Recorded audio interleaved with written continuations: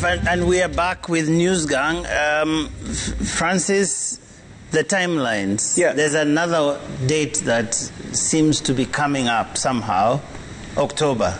Yvonne says June is unattainable, and most people seem to be coming to that realization that June is going to be quite difficult, given all these hurdles that we are talking about. October comes, and that has its own challenges, considering the electoral timetable, considering all other things, including those constituencies. Absolutely, and it is also important to note that BBI is the firstborn of this union called the handshake, and so the two leaders will want to protect the firstborn of their relationship to the very end.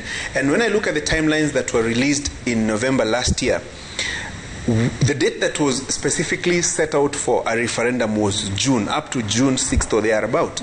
But I look at where we are now, that June date clearly looks unattainable. I don't think it's no longer attainable.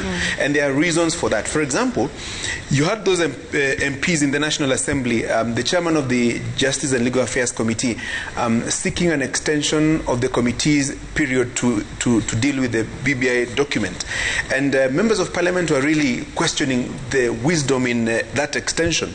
The speaker gave a ruling that by 1st of April, that is actually today, the report ought to have been tabled so that members can discuss it.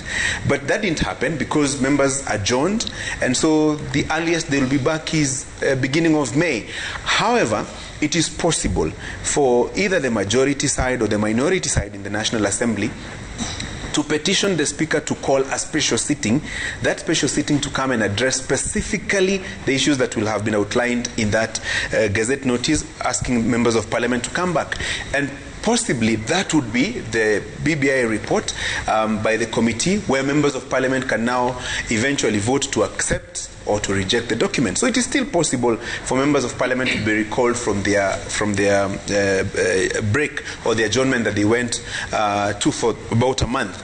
But be it as it may, the court ruling that is expected from the High Court, nothing stops either of the litigants, if they are dissatisfied with the ruling, to go to the Court of Appeal. If they are dissatisfied there, to go to the Supreme Court. Meaning, more time is being used and eating into the timelines that were set out in November last year. So clearly makes the June deadline, the June timeline for a referendum untenable. When you speak to a few guys, they tell you, oh, it is possible to do this thing in October. Some say it is unattainable. So opinion is divided on whether it is possible to do it or not do it. But there are some specific areas that we need to look at. For example, if a referendum is conducted and IEBC now has to actualize the boundaries delimitation afresh to create the 70 new constituencies. Remember, boundaries delimitation is a very emotive subject. There's one word that will... It's not just drawing a line. There's one word that will be taken away from constituency A and merged with another ward and another word to create another new constituency.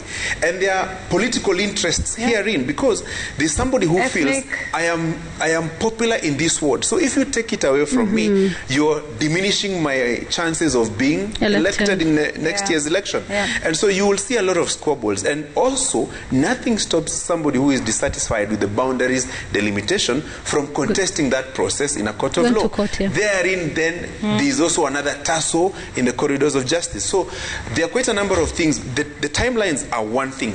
Actualizing them is another, because of the interests that we see therein. So June, highly unlikely. October, maybe. Or even difficult as we move on. Thank you, Francis.